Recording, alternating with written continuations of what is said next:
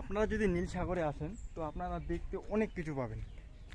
মানে এখানে সুন্দর করে একটা মুক্তাতে নীল সাগর লেখা আছে, আর ঘুরতেও খুব ভালো লাগবে। অবশ্যই বাইক নিয়ে আসবেন, তাহলে বেস্ট হবে, কারণ এরিয়াটা বিশাল বড় দেখতেছেন। আর এখানে ঢোকার জন্য লোক প্রতি নেয় 20 টাকা করে, আর যদি বাইক নিয়ে আসেন তো বাইকটার জন্য 50 টাকা নেবে। আমরা বাইক আর আমি আর আমার ভাই আসছি, এর জন্য আমাদের কাছে নিয়েছে। দিঘি বলবো না নদী বলবো না কি বলবো সেটা বলবো না, কিন্তু আমার এই জায়গায় আমি দিঘি বলি, কারণ বড় আছে এখানে, তো আর কোনো বাইরা পানি ঠিক কোথায় কি আছে সেটা জানি না, ফার্স্ট টাইম আসা আছে, এই জন্য গুগল ম্যাপ দেখে আসলাম। তো আমরা অসাধারণ একটা ভিউ।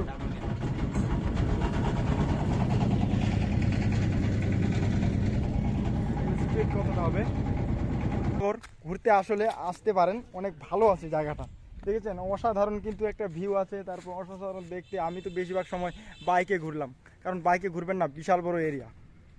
আসলে অবশ্যই বাইক নিয়ে আসবেন, তাহলে একটু বেশি ঘুরতে সুবিধা পাবেন। আমরা যদি আপনি না ঘুরেন তাহলে পৃথিবীর সৌন্দর্য কী আর আনন্দ কী সেটা কোনোদিন বুঝতে পারবেন না। যেমন অনেক সুন্দর, টাকা প্রতিদিন আসবে, এতে দিনগুলা প্রতিদিন আসবে না।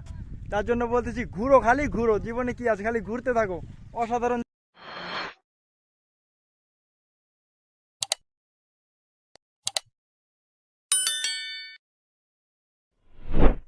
Hello everyone, welcome to my blog this is Hriday. তো গাইস ফাইনালি চলে আসলাম আজকে আরেকটা নতুন ব্লগ ভিডিও নিয়ে। তো আজকের ব্লগে আমি কথা বলবো নীল সাগর নিয়ে, আর আজকে আমি যাব নীল সাগর। তো সাথে আমার ভাই আছে, তো আমি আজকেও ভিডিওটাও বাইকে দিচ্ছি, কারণ এই ভাইয়ের সাথে সবসময় আমি বাইকে করে ঘুরি, আর বাইকে করে ঘোরার সাথে সাথে ভিডিও দিই। তো আজকের ভিডিওটাও বাইকে দিচ্ছি। তো চলুন ভিডিওটা স্টার্ট করব আর একসাথে দেখব।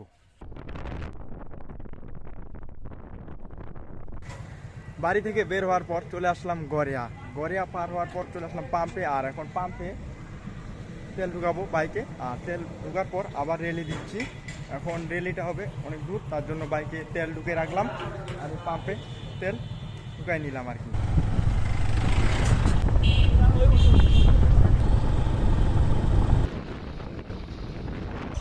আমরা ঝাড়বাড়ি বাজার পার হওয়ার পর এখন চলে আসছি একটা বিশাল বড় একটা ঘাট পড়তেছে, মানে একটা বড় একটা নদী পড়তেছে, আর এই নদীটা এখন পার হওয়ার লাগবে। এই জন্য ওখানে দেখি সামনে যে কি আছে, নৌকা কিংবা যদি কোনো ব্রিজ থাকে সেই ব্রিজটা পার হওয়ার পরিস্থিতি, কারণ একেবারে ফাঁকা জায়গায় পড়ে গেছি আমরা, কারণ চতুর্পাশে দেখতেছেন সবুজ, সামনে একটা বড় নদী আছে, সেই নদীটা হলো। অবশেষে আমরা সেই নদীটির পাড়ে চলে আসছি, কারণ নদীটিতে এখন অল্প পানি, এর জন্য কিন্তু অনেকজনে দেখতেছি নদী পার হচ্ছে নৌকা দিয়ে, কারণ আমি এখনো যাইনি, যাই দেখি যে নৌকাটা পার হবো আমরাও। এখন কয় টাকা করে নেই সেটা তো আমরা বলতে পারি না, কিন্তু দেখি আগে কয় টাকা করে লাগার পর আমরা সেই দিকটা বলে আপনাদের সাথে শেয়ার করব। কারণ এখন আমি বাইকে আছি, দেখতেছি সুন্দরভাবে আপনাদেরকে দেখা, এই যে অনেকজনে অটো নিয়ে আসছে এখানে, এই যে আমার সামনেও। আর এটা পারবো, কারণ এক সময় আমি যখন আসছিলাম তখন এই জায়গাটায় একটা বড় ব্রিজ ছিল, আর এখন তো দেখতেছেন এই যে আমার পিছনে এটা পুরো একেবারে ফাঁকা মাঠ। আপনারা দেখতেছেন অসাধারণ কিন্তু একটা ভিউ, আমার সেই লাগতেছে এখানে, ভিউটা একেবারে অসাধারণ। কিন্তু আমাদের বাংলাদেশের উত্তরবঙ্গে পানি কম হওয়ার কারণে একটু মানে আমরা খুব কম সময়ে বের হতে পারবো, কারণ ওই পাশে একটা দেখতেছি নৌকা আছে, আর নৌকাটাতে কয়েকজন উঠে আছে, কারণ আমরাও আসতেছি, কারণ দেখি সেখানে ওয়েট করে, কারণ আমরা এখন উঠবো, তো মানে উঠার জন্য লোকেশন দিইনি, তারা আমাদেরকে দেখে মনে হয় ওয়েট করে আছে, এখন আমরা সেখানে উঠবো। অসাধারণ একটা ভিউ, ডাইরেক্টলি নৌকার মধ্যে উঠে পড়লাম। এইটাতে করে পারবো, এখানে কয় টাকা করে পারবো মানে 30 একজনে, গাড়িরও টাকা নেওয়া হয় নাকি আবার? তো গাড়ি কয় টাকা? ওই 30 লোক, মানে আমরা 3 জনে 30 টাকা দিব। ও আচ্ছা, ও অসাধারণ একটা ভিউ।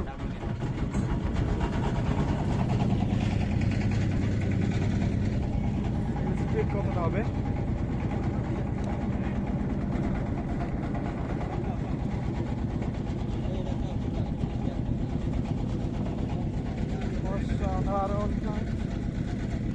অবশেষে ঘাটটি পের হয়ে গেলাম। আর এখানে নৌকাটি ব্রেক দিবে এক এক করে। ভাই আসসালামু আলাইকুম ভাই। হ্যাঁ মাল রেডি হয়েছে, মাল রেডি হয়েছে নিয়ে নিন। আচ্ছা আচ্ছা ঠিক আছে, ঠিক আছে না ও ডাইরেক্ট বাসা আপনার না? মরে গেছে তো দেখ তাহলে মরে কান্ডা দিন কালা করে মানে তুই ঠিক আছে আই রে মরে গেছে তো বলা গাম মত না নিতে শুনো না এ গাড়ি তো গাড়ি তো বস তুই কাটা দিন যে মানে গাড়ি খুব ভালো লাগলো পার হওয়ার পর। আর এখন যেখানে যাব তার উদ্দেশ্যে বের হয়েছি যখন, তো সেখানে যেতে হবে। আর এখানে এখন তো আমরা তিনজন মানে গাড়ি সহ মোট তিনজন ওঠার পর এখানে টাকা দিতে হবে 30 টাকা। আর টাকাটা এখানে নিচ্ছে কারণ এখানে হাট ভাড়া নিচ্ছে, এই জায়গায় টাকা দিতে হবে। টাকা কি এই জায়গায় শুনবে? খুচরা আছে তো টে সবুল ভাই খুচরা দিস তো। আর এখানে টাকা দেওয়া লাগবে।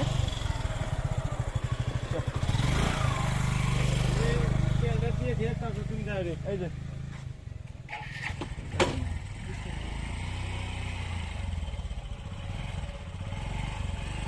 এখানে টাকা দেওয়ার পর এখন যেখানে যাব তার উদ্দেশ্যে বের হয়ে গেছি। তো এখন উদ্দেশ্য কমপ্লিট করতে হবে। খুব ভালো লাগলো ঘাটতি পার হওয়ার পর। না এটা তো লোকাল দেখা যাবে। ভাইয়া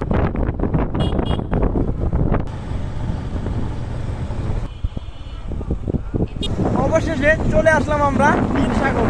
কারণ এখনো নীলসাগরে আমাদের দেখি মনে নিবে মনে হয়। আর আমার সঙ্গে পড়তেছে নীলসাগরে না, আপনি নামবো আর নামে আপনাদের সাথে শেয়ার করবো এখানে কি কি আছে সুন্দরভাবে তুলে ধরার চেষ্টা করবো নীলসাগরে। আর আমি অটোমেটিকই বলি আমি গুগল ম্যাপ থেকে আসছি, কোথায় কি আছে সেটা জানি না, ফার্স্ট টাইম আসা আছে, এই জন্য গুগল ম্যাপ থেকে আসলাম। তো আমরা ডাইরেক্ট লোকেশন চলে আসলাম। এখন এখানে আমরা প্রবেশ করবো, দেখি এখানে কি করতে হয়, টিকিট কাটার লাগে নাকি সেটা তো জানি না।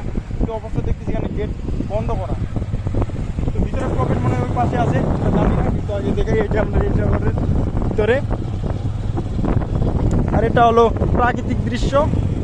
আর এটা হলো নীলসাগরের বাইরা বান্ডারি মানে গেট। আমরা এখন ভিতরে প্রবেশ করবো, তার মানে গেট ওই পাশে আছে। এদিকে আমরা দেখলাম কিছু নেই। অবশেষে আমরা নীলসাগরের গেট খুঁজে পেলাম। আর এখানে প্রবেশ টাকা লাগবে।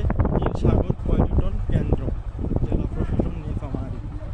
আমরা এখানে প্রবেশ করব। প্রবেশের জন্য কি টাকা লাগে? হ্যাঁ মানে সেটা আমরা তো ওই দিন তিনজন আমরা দায়িত্ব ছিল পরে তো আমার দেন। স্যার ওখানে কেস করে দিন, তখন আমরা আসিয়া গাছ গাড়ি দিই।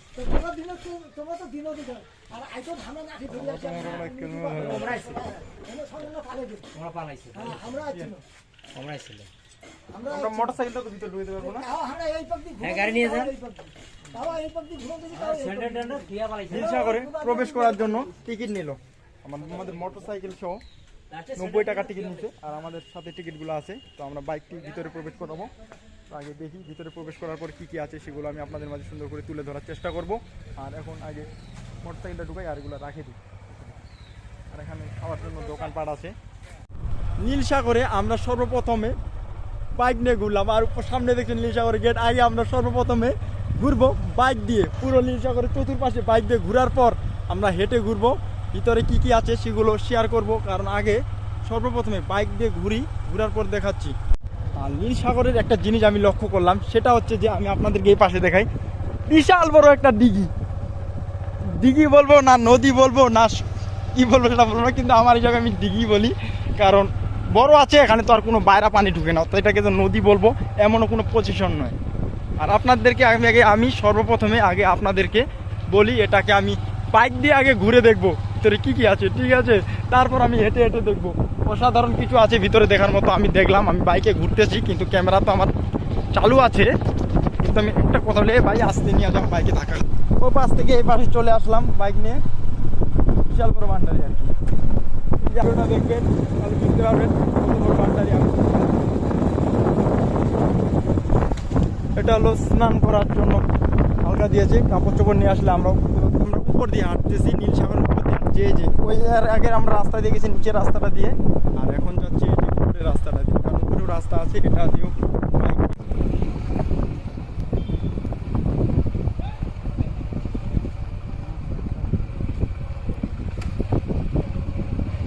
ঘুরতে আসলে আসতে পারেন অনেক ভালো আছে জায়গাটা দেখেছেন অসাধারণ কিন্তু একটা ভিউ আছে তারপর অসাধারণ দেখতে আমি তো বেশিরভাগ সময় বাইকে ঘুরলাম কারণ বাইকে ঘুরবেন না বিশাল বড় এরিয়া আসলে অবশ্যই বাইক নিয়ে আসবেন তাহলে একটু বেশি ঘুরতে সুবিধা পাবেন আমরা বাইক দিয়ে ঘুরলাম উপরে ঘুরলাম নিচ দিয়ে ঘুরলাম প্রায় ঘোরা শেষের দিক মনে করেন যে পরিমাণে বাইক দিয়ে ঘুরেছি মানে পুরাটাই দেখে ফেলছি এখন হাটে হালকা দেখলে দেখবো আর না দেখলে তো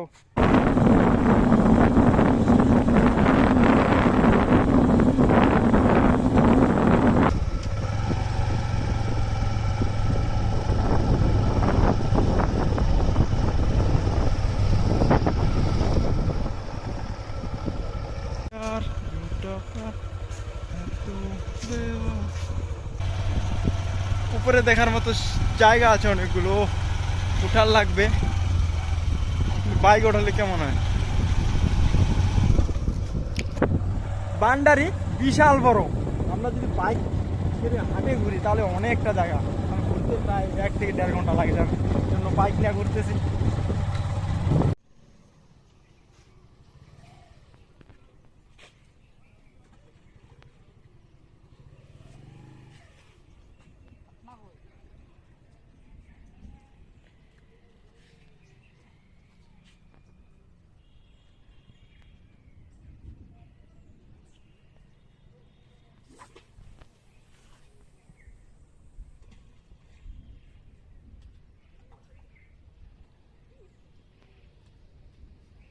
কটা তোলা লাগবে আর ভাই দুইটা নীল সাগরে আসেন তো আপনারা দেখতে অনেক কিছু পাবেন মানে এখানে সুন্দর করে একটা মুখটাতে নীল সাগর লেখা আছে আর ঘুরতেও খুব ভালো লাগবে অবশ্যই বাইক নিয়ে আসবেন তাহলে বেস্ট হবে কারণ এরিয়াটা বিশাল বড় দেখতেছেন আর এখানে ঢোকার জন্য লোক প্রতি নেয় 20 টাকা করে আর যদি বাইক নিয়ে আসেন তো বাইকটার জন্য 50 টাকা নেবে আমরা বাইক আর আমি আর আমার ভাই আসছি এর জন্য আমাদের কাছে নিয়েছে টোটালে 90 টাকা আর এখন আমি বলবো আপনারা যদি আসেন দেখার মতো আছে অনেক ভালো খুব ভালো লাগবে আসলে ঘুরতে অনেক কিছু আছে যেগুলো আপনারা পুরো ভিডিও দেখলে পেয়ে যাবেন আর একটা কথা বলতেছি আপনারা যারা আসবেন অবশ্যই বাইক নিয়ে আসবেন খুব ভালো লাগবে আর আমি দেখলাম দেখার পর এখন চলে যাব কারণ বেশিরভাগ সময় আমি বাইকে ঘুরেছি কারণ হেঁটে ঘুরিনি আর এখানে তো মাছলি মানে ফিশ মারতেছিল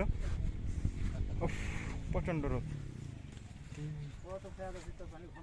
জীবনে যদি আপনি না ঘুরেন তাহলে পৃথিবীর সৌন্দর্য কি আর আনন্দ কি সেটা কোনোদিন বুঝতে পারবেন না যেমন আমি যখনই বাইরে ঘুরতে বের হই তখনই জীবনের সৌন্দর্যগুলো উপভোগ করতে পারি যেমন এটা একটা সুন্দর উপভোগ ভাই ওগুলা কি